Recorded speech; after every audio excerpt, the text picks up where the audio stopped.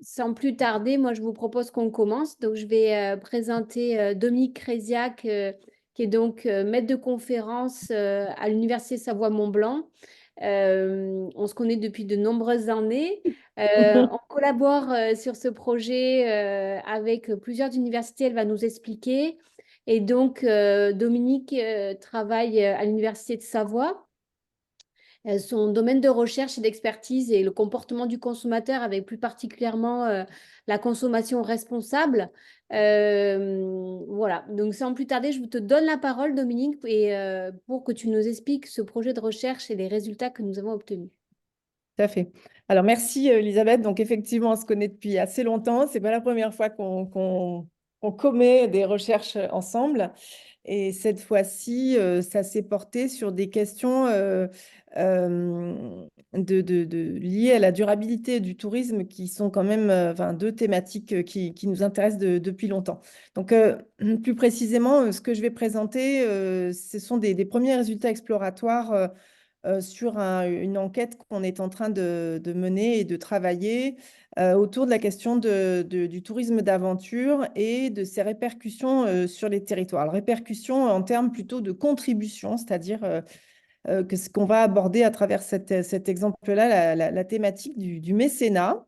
Alors, c'est vraiment en lien avec l'Observatoire de la philanthropie, hein, du mécénat, mais cette fois-ci du mécénat que pourraient exercer potentiellement des touristes, c'est-à-dire comment est-ce qu'ils pourraient contribuer sur les territoires qu'ils sont en train de visiter. Alors, je vais rapidement rendre hommage, en tout cas, ou honneur aux différentes institutions qui sont citées. Là, c'est un petit peu un exercice obligé, mais c'est important.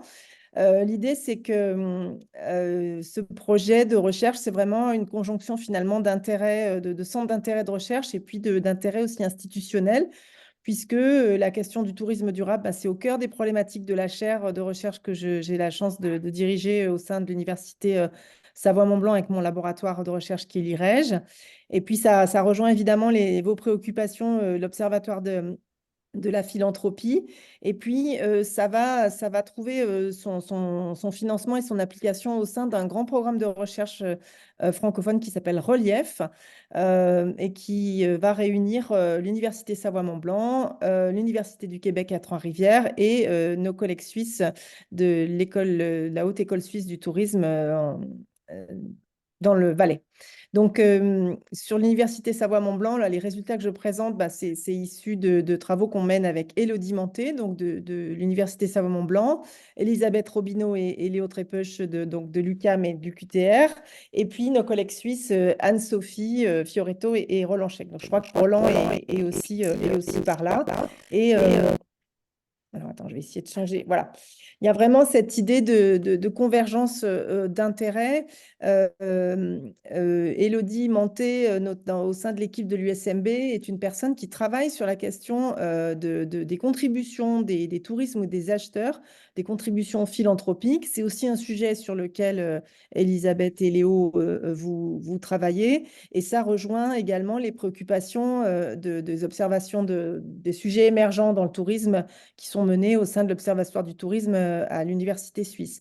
Donc, il y a vraiment cette idée de s'être regroupés. En plus, ne le cachons pas, les uns et les autres, on se connaît depuis quelques temps. Et du coup, là, on a eu cette opportunité de travailler un sujet pour essayer en commun de réfléchir ensemble à des formes de contribution des touristes, des formes philanthropiques en quelque sorte des touristes, dans une perspective de tourisme durable. Et on pourrait aussi parler de tourisme régénératif, de tourisme contributif. Donc ça, c'est un petit peu pour donner le contexte institutionnel et l'origine du projet, parce que ça a de l'importance. Je pense que c'est important aussi de voir que les projets de recherche inter-établissements, ils se basent aussi sur des amitiés professionnelles, et pas que d'ailleurs, qui peuvent nous réunir au fil de très longues périodes finalement, parce on sympathise avec des collègues, parce qu'on a des préoccupations similaires, et puis ensuite on travaille ponctuellement ensemble sur des projets qui nous réunissent. Et les programmes comme Relief, ce sont des modes de financement ou des modes comment dirais institutionnels de collaboration, mais ça doit s'appuyer aussi sur des gens qui se connaissent, qui ont déjà travaillé ensemble, et c'est beaucoup plus simple de cette façon-là. Alors, au-delà des questions institutionnel, alors je vais rapidement juste dire ce que je vais mobiliser là, enfin disons le plan de ce que je vais présenter maintenant.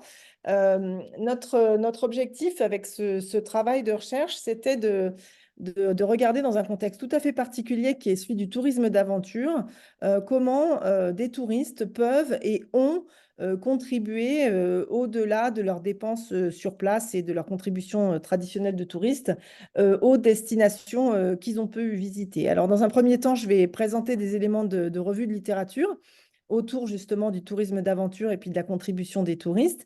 Je présenterai la méthodologie qu'on a mis en œuvre pour ce travail et puis je vais présenter de façon assez longue des résultats pour mettre un petit peu en évidence ce qu'on commence à trouver. Et puis j'aimerais bien conclure aussi en sollicitant les gens qui sont présents aujourd'hui à ce séminaire sur leurs idées, sur leurs commentaires, sur leurs propositions, sur leurs suggestions pour la suite.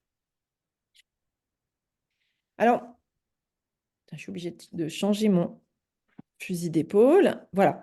Alors, l'idée, c'est que le tourisme d'aventure, c'est une forme de tourisme un petit peu particulière, un tourisme que nos collègues Robineau et Trépeux, justement, définissent comme un tourisme authentique qui conduit au dépassement de soi dans un environnement naturel qui serait nouveau.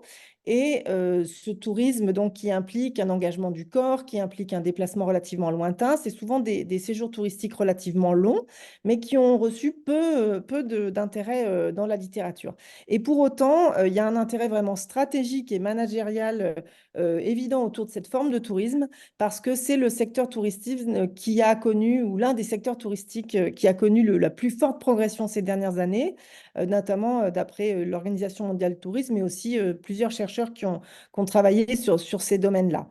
Et sur le plan managérial et sur le plan des destinations, c'est très intéressant parce que c'est un tourisme souvent relativement onéreux, un tourisme qui est parfois même perçu comme élitiste parce qu'il engage souvent des dépenses assez importantes.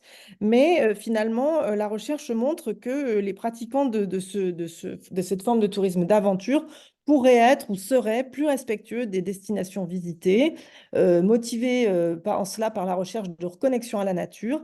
Et donc, cette conjonction de tourisme qui va investir pas mal dans ses vacances, qui va être regardant sur la qualité naturelle de la destination et respectueux de la destination, c'est une catégorie de clientèle sur le plan managérial tout à fait intéressante et stratégique. Alors pour autant, il n'y a pas énormément de recherche qui est consacrée à ce sujet et notamment un enjeu que pose la question du tourisme d'aventure, c'est son coût. Parce que le tourisme d'aventure peut en fait impliquer des dépenses assez importantes.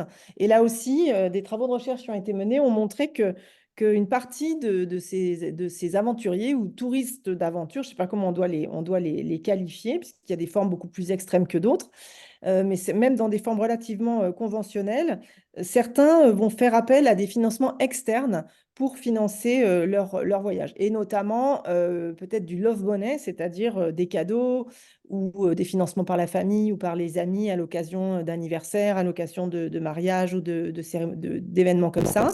Ou alors carrément du crowdfunding, donc de la sollicitation de foule pour financer un projet de voyage de type voyage d'aventure ou pour d'autres, des formes de sponsoring, des formes de mécénat de la part, de philanthropie de la part d'entreprises. Alors, l'idée, c'est que sur cette question du financement du tourisme d'aventure, ben, en fait, il n'y a pas énormément de littérature. Alors, bien sûr, on sait que le prix, enfin, il y a tout un courant de recherche sur l'élasticité prix dans le champ de la demande touristique, avec l'idée que la réactivité des touristes ou des acheteurs par rapport à la question du prix. Et puis, on sait que le prix est aussi un indicateur de qualité, un indicateur est très corrélé à la satisfaction dans le champ du tourisme, mais c'est assez général.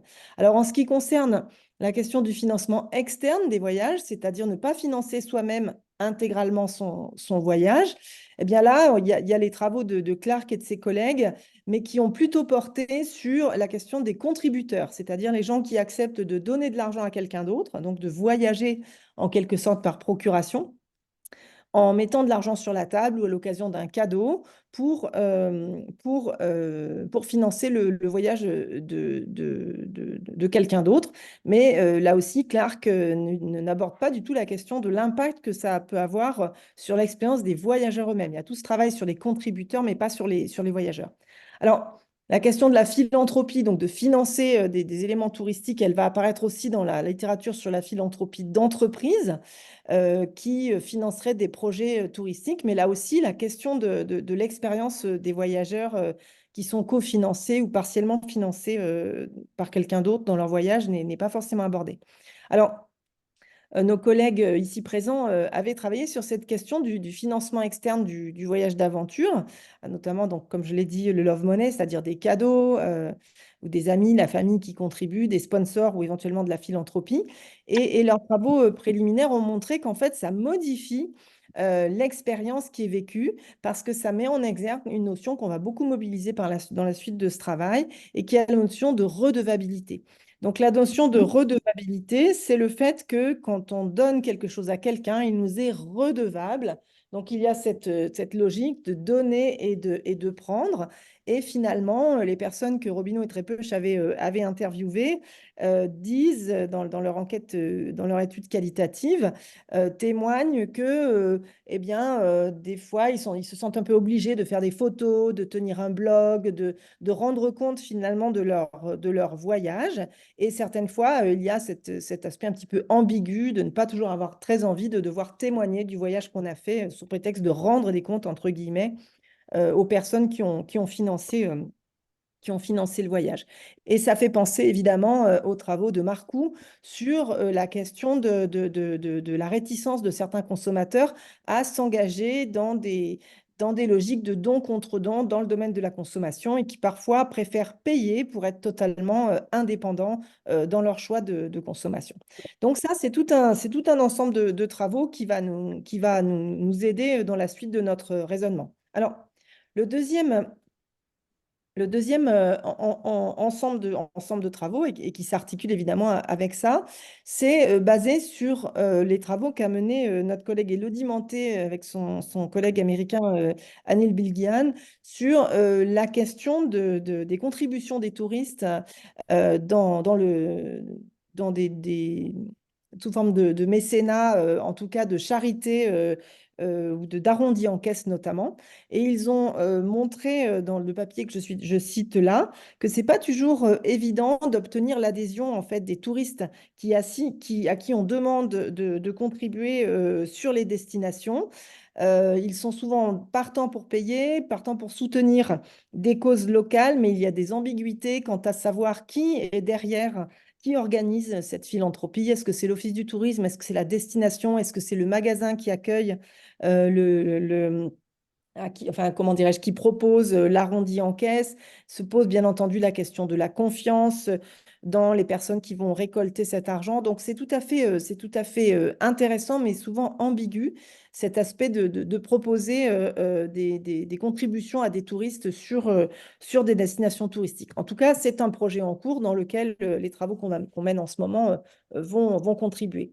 Donc, quand on mélange cette idée des possibilités pour des touristes de contribuer à des sujets, plus ce résultat de Robineau et Trépeuch disant que le sentiment d'être redevable aux financeurs du voyage peut modifier l'expérience touristique, nous amène à imaginer qu'il y a peut-être potentiellement un effet de don contre don, en référence au modèle de Mauss, avec cette idée de réciprocité généralisée. On peut imaginer, en tout cas c'est l'hypothèse que l'on fait, que des voyageurs qui ont une partie de leur expérience touristique financée par des acteurs externes vont être dans un sentiment de redevabilité et que, à ce titre-là, peut-être qu'une fois sur la destination, ils seront plus généreux, ils seront plus incités à donner et à contribuer à la destination touristique sous une forme ou une autre. Donc voilà notre idée d'une réciprocité au lieu de se sentir redevable et de renvoyer des photos de rendre des comptes à la personne qui nous a financé, peut-être que cette générosité dont on en a bénéficié peut à son tour être transitive et bénéficier à la destination. Donc, c'est vraiment ça qu'on va essayer d'explorer à travers un dispositif de collecte de données à la fois qualitatif et Oh, quantitatif ce que je vais gars-là, vous... mais il a jamais vu. Pardon? Ah, C'était un micro ouvert, je pense, mais j'ai coupé. d'accord. Alors, en termes de méthodologie, on a mené, alors d'abord, en termes de méthodologie, pour étudier cette idée de la générosité, justement, qui serait un peu transitive entre un financeur externe et puis une contribution sur un territoire, bah, effectivement, le voyage d'aventure, ça tombe très, très bien. C'est vraiment un terrain parfaitement adapté parce que le voyage d'aventure, c'est un voyage avec un fort degré d'implication qui implique un budget en général conséquent, qui peut être, on le sait, financé par du Love Bunny ou par du crowdfunding ou du sponsoring. Il y a eu un long temps de préparation. En général, c'est un voyage plus long, c'est pas du city short trip. Donc, on est vraiment dans une configuration, on va dire, idéale pour se trouver dans des conditions où le tourisme d'aventure peut, ou le voyage d'aventure comment dirais-je, c'est le terrain, un terrain privilégié pour trouver potentiellement des effets de cette générosité transitive. Alors, une fois qu'on a fixé entre nous d'étudier ce sujet-là, eh bien, nos collègues suisses ont mené une série d'entretiens qualitatifs préliminaires pour voir un petit peu ce que des touristes d'aventure et des agences également qui organisent du tourisme d'aventure ont à nous dire sur ces questions de contribution, de mécénat par les touristes. Et les résultats que je ne vous détaille pas, hein, peut-être ce sera l'occasion d'un autre séminaire pour qu'ils le présentent plus en détail, mais les points clés des résultats de cette enquête préliminaire, c'est vraiment cette confirmation du sentiment de redevabilité hein, qui est lié au financement externe et puis qui correspond bien aussi aux définitions du voyage d'aventure. On va retrouver une crainte par certains touristes d'avoir justement ce financement externe parce qu'ils n'ont pas envie de devoir des comptes à qui que ce soit. Ils ont l'impression que ça entrave un petit peu leur liberté de voyager. Et puis, on a aussi vu qu'il y avait différentes formes de contributions possibles et perçues comme légitimes, des dons directs d'argent, du bénévolat, par exemple du ramassage de déchets, le soutien à des projets de développement, de la compensation carbone, etc. etc. Et ça nous a permis de réaliser un questionnaire dont je vous montrerai les résultats après. Alors, les entretiens qualitatifs nous ont permis aussi de confirmer la pertinence de la question de la confiance, c'est-à-dire qui met en place la collecte des fonds ou la demande de mécénat sur la destination. Et une variable qui est apparue de façon un petit peu surprenante, c'est la question de la pression temporelle perçue.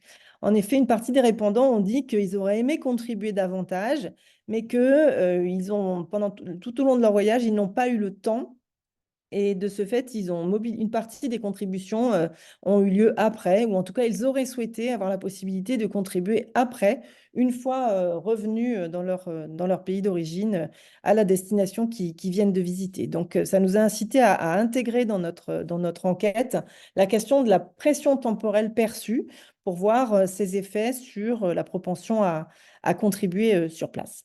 Alors, après cette première enquête qualitative, on a mis en place un questionnaire quantitatif qui a été diffusé auprès d'un panéliste. Donc, l'idée, c'était de mobiliser, de faire une enquête sur les 3 pays partenaires du projet, donc la France, le Canada et la Suisse. Donc, on a dû le faire en 3 langues, en français, en anglais et en allemand. Et là aussi, les 3 pays partenaires sont des pays où il y a du tourisme d'aventure potentiellement, donc ça nous convient d'autant plus. Alors, nous, notre population mère, c'était des voyageurs qui ont une certaine expérience du voyage d'aventure. On ne demande pas à des gens lambda ce qu'ils pensent du voyage d'aventure et ce qu'ils feraient dans ce cas-là. On a voulu interroger des touristes avec de l'expérience du tourisme d'aventure et on les a interrogés pour savoir ce qu'ils avaient fait lors de leur dernier voyage. Donc, pour pouvoir les filtrer, il y a eu toute une procédure de sélection pour donner une définition qui ne soit pas trop enfermante du tourisme d'aventure et qu'on puisse demander à nos répondants potentiels, est-ce que vous pratiquez ce type de voyage? Donc, on a opté pour une solution avec un mur d'images. Alors, malheureusement, au moment de préparer cette présentation, je n'ai pas retrouvé le mur d'images. Donc, chers collègues, je vous sollicite pour me le renvoyer pour que la prochaine fois qu'on présente, on puisse montrer le mur d'image qui nous a servi à faire le filtre. Et on a posé des questions à nos répondants sur le type de contribution, sur le type de financement qu'ils avaient pu mettre en œuvre pour leur voyage, un certain nombre de questions psychométriques sur leur tempérament, leur personnalité. Ce n'est pas forcément ce que je vais présenter aujourd'hui, mais on a ces données-là. Et puis, des éléments sur leur souhait de contribuer à la destination choisie. Alors, au total, on a 579 répondants. Alors, on en avait un petit peu plus, mais il y en a qu'on a éliminés parce que leurs réponses étaient tout à fait erratiques. Et ce sont tous des gens qui ont fait un voyage d'aventure au cours des 3 dernières années. Alors, maintenant que j'ai expliqué ces éléments de méthodologie, je vous propose disons, de naviguer un petit peu dans les traitements exploratoires qu'on a pu faire pour essayer de trouver quelques éléments de réponse aux questions qu'on s'est posées sur l'effet globalement du financement externe sur le type de contribution sur les territoires. Alors, un petit peu de statistiques descriptives pour dire qui sont nos répondants. Et en gros, ça veut dire est-ce que notre panéliste a bien fait son travail? Est-ce qu'on lui avait donné des instructions convenables? Donc, on a un échantillon de bonne qualité, un échantillon assez équilibré en termes de répartition homme-femme. Alors, il y a 7% qui ne veut pas se prononcer sur cette question, c'est assez normal. On a plutôt des répondants qui ont de l'expérience dans le tourisme. Le groupe majoritaire a entre 4 et 5 expériences de tourisme d'aventure. Donc, ce ne sont pas en général leur première expérience. Et pour nous, c'est très intéressant sur la qualité des réponses. On est sur une durée moyenne de 22 jours de voyage. Donc, ça confirme bien que ce n'est pas que le tourisme d'aventure concerne des voyages plutôt longs. Alors là, il y a des éléments un peu extrêmes dans les chiffres qui sont donnés, mais globalement, il y a assez peu de variabilité. On est plutôt sur des séjours longs, avec un coût global d'environ, je crois que c'était en euros, environ 9 000 euros, et un coût personnel de 2 500 euros, puisqu'il y a des gens qui partent par exemple en famille ou en groupe. Ce sont plutôt des voyages qui se font en groupe avec une moyenne de presque 5 individus. Et soulagement pour nous, il y a bien une variabilité dans la question de l'autofinancement. En moyenne, nos voyageurs ont financé leur voyage à 70% et ont complété leur financement, soit par des cadeaux, soit par des cagnottes en ligne ou dans la vie réelle, soit par du crowdfunding, soit par des sponsors. Autre différence aussi, pour 2 tiers d'entre eux, pardon, ils ont voyagé sans l'assistance d'une agence. Ils n'ont pas été aidés dans la préparation de leur voyage. Alors, on a également vérifié qu'ils avaient voyagé dans le monde entier. Donc, il y a une grande variété de pays visités. Et nous, on a souhaité faire une classification un petit peu schématique et qui pourrait… alors, c'est pour ça que je me suis permis de mettre entre guillemets les qualificatifs de pays pauvres ou pays qualifiés de pauvres, pays qualifiés de riches. Mais on avait cette idée que peut-être que les résultats ne seraient pas les mêmes en termes de contribution sur une destination, selon qu'on visite un pays qu'on peut qualifier de peu développé ou de pauvre ou un pays plutôt riche. Donc typiquement, et pour aller vite, les pays riches, bien, on a considéré que c'était l'Europe, le Canada, les États-Unis, l'Océanie, c'est-à-dire Australie, Nouvelle-Zélande et le Japon. Donc après, on peut discuter du niveau de richesse de ces pays, mais en tout cas, par rapport aux autres, on a considéré que c'était plutôt de cet ordre-là.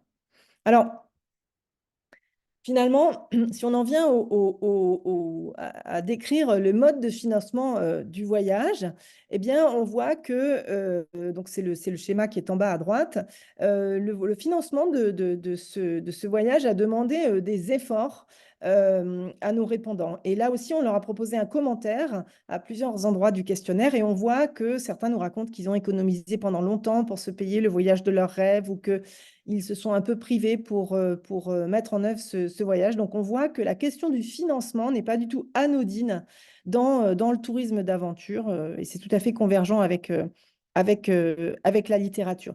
Donc, quand on regarde le taux d'autofinancement, on est à 70% au global. Mais là, pour que ce soit peut-être plus éclairant, je l'ai découpé en classes et en termes de pourcentage d'autofinancement. Donc, on a à peu près un quart de nos répondants qui ont autofinancé moins de la moitié de leur voyage. Donc, le reste plus de la moitié est financé par un acteur externe.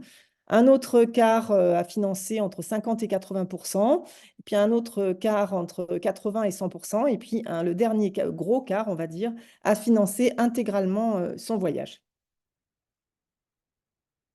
Alors, quand il s'agit de parler des grands types de contributions que nos touristes d'aventure ont fait par rapport à la destination, eh bien, on avait proposé une série d'éléments issus de la revue de littérature et puis issus du CALI. Et vous pouvez voir que, alors on avait laissé la possibilité de répondre autres, finalement, ce sont les dépenses sur place qui sont celles qui sont considérées. Alors les gens pouvaient répondre plusieurs modalités, bien entendu.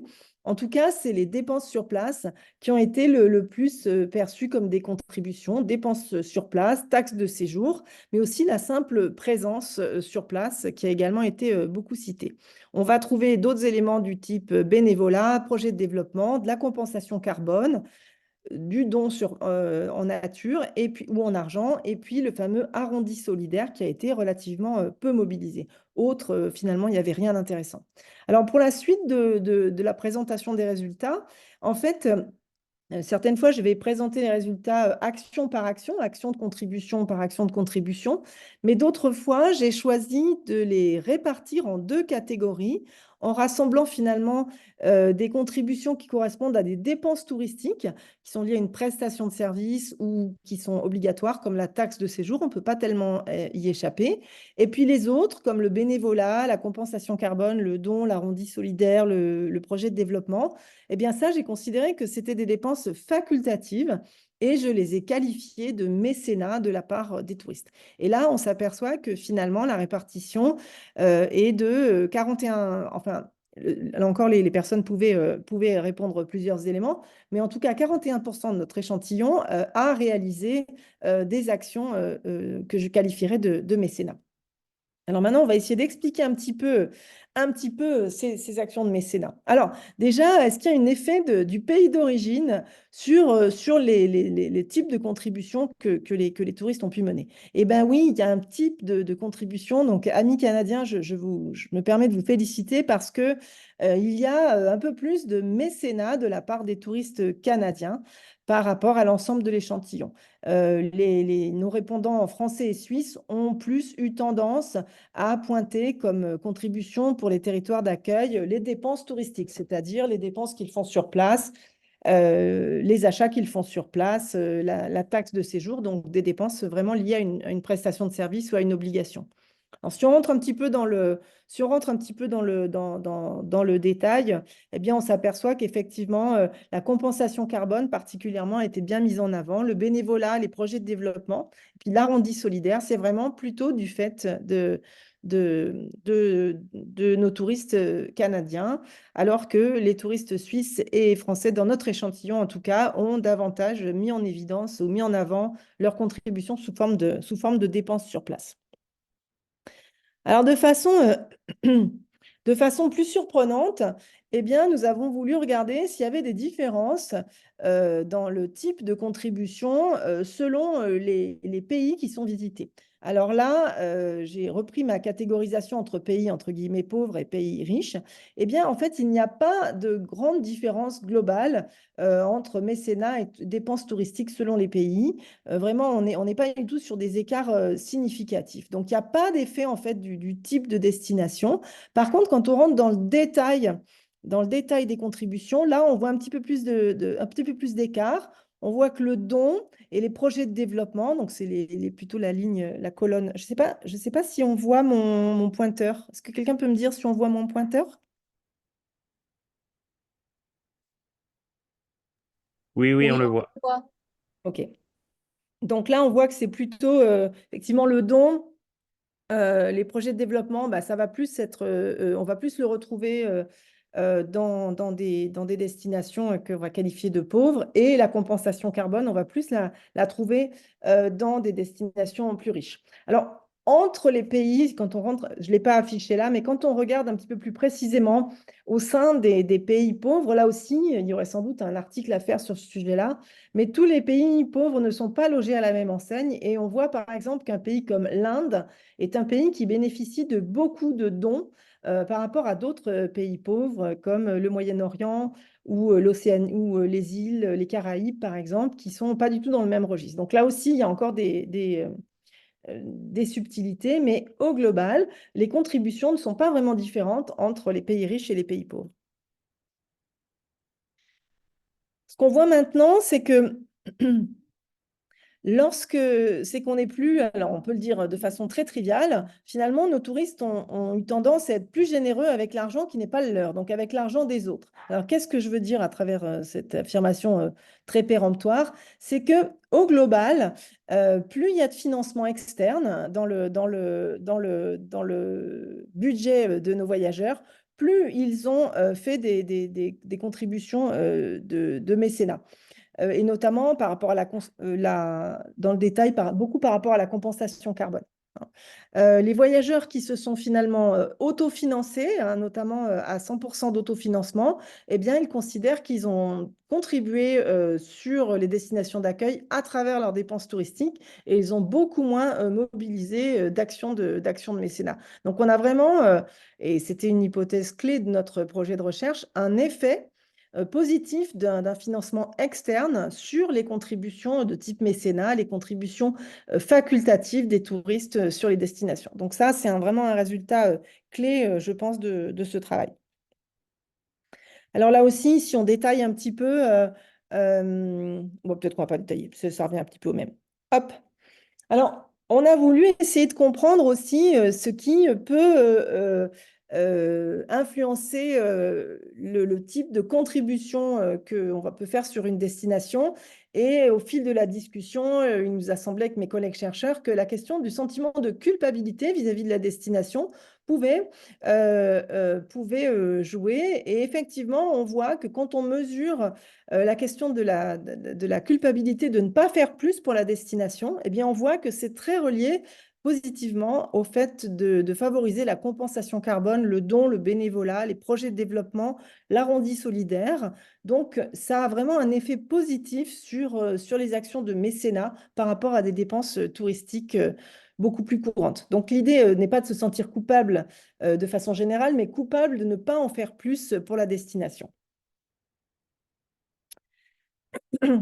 Pareil, là aussi, on s'aperçoit que lorsqu'il y a du financement externe, eh bien, le sentiment de culpabilité de ne pas pouvoir faire plus pour la destination à travers sa contribution est plus élevé. Donc ça, c'est intéressant parce que ça nous montre là aussi qu'il peut y avoir cet effet de don contre don. Les voyageurs qui ont reçu en cadeau, que ce soit par des amis, de la famille ou une entreprise ou la foule, qui ont reçu un financement pour aider à financer leur voyage, vont ressentir plus fortement ce sentiment de culpabilité de ne pas pouvoir faire plus pour la destination. Et là, on entrevoit sans doute des éléments managériaux, en tout cas de levier, qui permettraient peut-être de mobiliser plus facilement des fonds de la part de voyageurs.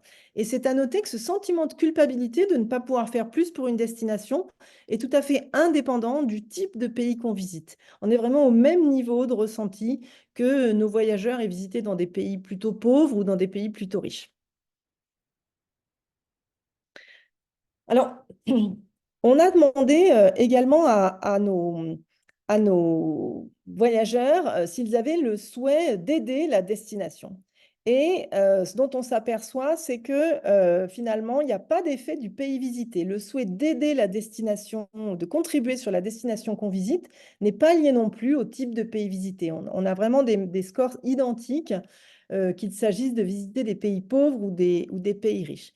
Par contre, le souhait d'aider les destinations qui nous accueillent va avoir un effet positif sur des comportements plus altruistes du type compensation carbone, bénévolat sur place ou arrondi solidaire. Donc, on voit qu'il y a vraiment un effet positif, notamment plutôt sur le mécénat. Alors, je ne le précise pas, mais chaque fois, évidemment, les résultats que j'indique sont des résultats qui sont significatifs. Donc là aussi, hein, le financement externe par un tiers induit, peut-être par un effet de don contre don, un souhait plus vif d'aider et de contribuer sur la destination dans laquelle on est en train de visiter, qu'on est en train de visiter, pardon. Alors, quelques résultats encore avant de les discuter avec vous et puis sans doute de prendre vos questions. Alors, on avait posé la question de la pression temporelle, puisque dans l'étude qualitative, comme je l'ai dit en début de présentation, des répondants avaient signalé qu'ils auraient aimé contribuer plus, mais qu'ils n'avaient pas eu le temps de le faire. Alors là, nos résultats disent un peu l'inverse, en fait. On a vraiment trouvé une échelle de pression temporelle perçue et qui fonctionne bien, qui a des belles qualités psychométriques. Et finalement, on s'aperçoit que les gens qui ont perçu une pression temporelle plus forte pendant leur voyage ont davantage contribué sous forme de mécénat. Et ils ont aussi davantage souhaité aider la destination. Alors, je ne sais pas trop comment on doit l'interpréter. Peut-être que cette pression temporelle pourra, mais on ne l'avait pas mesuré cette fois, induire des souhaits d'agir une fois qu'on est rentré chez soi et pas forcément sur place. Mais en tout cas, dans les contributions sur place, on a vraiment cet effet de se sentir pressé pendant ses vacances, d'avoir peu de temps et de contribuer de façon mécénat. Alors, juste peut-être de façon anecdotique, je ne sais pas trop comment l'interpréter non plus, mais finalement, il y a une différence entre les voyageurs qui sont accompagnés par une agence et ceux qui ne sont pas accompagnés par une agence. Les voyageurs accompagnés par une agence, ils contribuent davantage sous forme de mécénat, mais ils subissent une pression temporelle également plus forte. Alors, c'est peut-être ça la variable entre les deux. Peut-être que par une agence, c'est plus simple, on est plus incité, ça je ne le sais pas à contribuer sous forme de dons ou sous forme de projet de développement. C'est peut-être plus simple quand on est accompagné d'une agence que quand on voyage à titre individuel. On avait également mesuré le caractère aventureux perçu du voyage que les gens réalisent.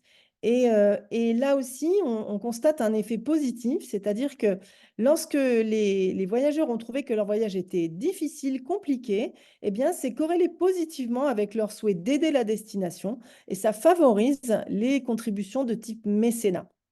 Là encore, sans différence selon qu'on visite un pays pauvre ou un pays riche. Donc là, il y a peut-être cette idée qu'un voyage plus difficile, peut-être qui engage plus le corps, qui nécessite des compétences particulières, peut-être une bonne connaissance du terrain, va en tout cas avoir un effet positif sur le souhait d'aider la destination. Il y a vraiment un engagement peut-être plus complet. C'est peut-être ça la variable clé, je ne le sais pas encore, c'est une hypothèse et un souhait vraiment affirmé, en tout cas, d'aider la destination et, dans les faits, une contribution plus importante sous forme de mécénat.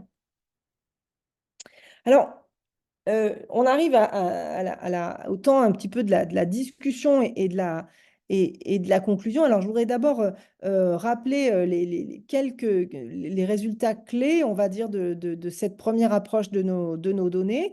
Donc, le premier élément, et qui est une surprise, c'est que les contributions réelles que les individus ont mis en œuvre lors de leur voyage et le souhait qu'ils avaient d'aider la destination n'est pas lié au type de pays visité. On ne voit pas d'écart dans les intentions ou les souhaits d'aider et puis les contributions effectives selon qu'on visite des pays pauvres ou des pays plus riches.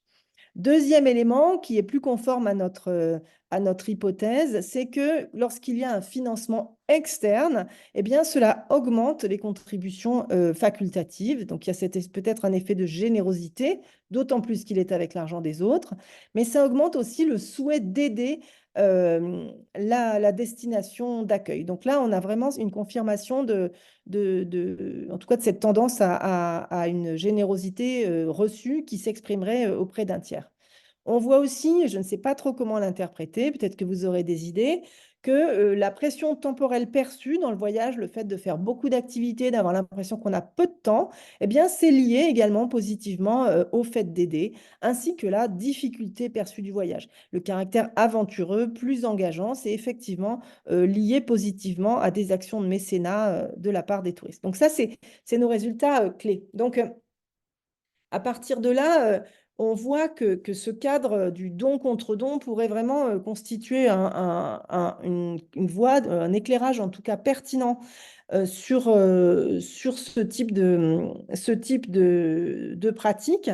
Et ça contribue vraiment au champ du mécénat, en tout cas par les touristes, des contributions pour les touristes, en mobilisant cette idée du transfert de la redevabilité. On se sent redevable vis-à-vis des gens qui nous ont soutenus dans notre voyage, et cette redevabilité pourrait s'exprimer, en tout cas s'exprime assez naturellement ici dans nos données, envers la destination qui est visitée. Donc, on voit tout de suite les perspectives managériales qui pourraient être tirées de cela, en communiquant ou en incitant, en tout cas, en faisant jouer la corde sensible du cadeau reçu qu'on redonne une fois qu'on est sur la destination, à travers de l'aide, à travers du temps, à travers des dons en nature, des dons financiers, des compensations carbone sur la destination d'accueil.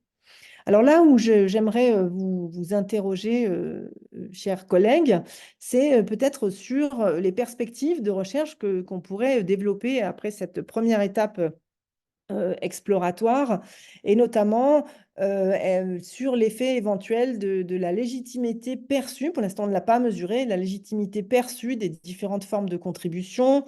On pourrait aussi imaginer, mais il y a plein d'autres idées, mais un effet positif également de l'attachement à la destination. Est-ce qu'une destination à laquelle on est plus attaché va nous inciter davantage à contribuer et à devenir un mécène de cette destination à petite échelle ou à grande échelle? On pourrait également explorer, je ne l'ai encore pas fait, le type de financement externe. C'est-à-dire que là, je n'ai pas distingué un financement externe qui serait un financement d'amis ou de la famille, donc avec une composante affective très forte, versus un financement de type sponsor ou financement de projet qui a peut-être une composante affective moins forte, et voir si les effets sont différents. On pourrait également explorer la question de la congruence entre les actions de mécénat proposées par une destination et la vulnérabilité perçue de cette destination. Et peut-être encore plein d'autres idées. Et c'est pour ça que maintenant, j'aimerais solliciter vos idées ou vos retours ou vos remarques par rapport à ces propositions et à ces premiers résultats. Voilà, je vous remercie beaucoup. Je ne sais pas si je suis dans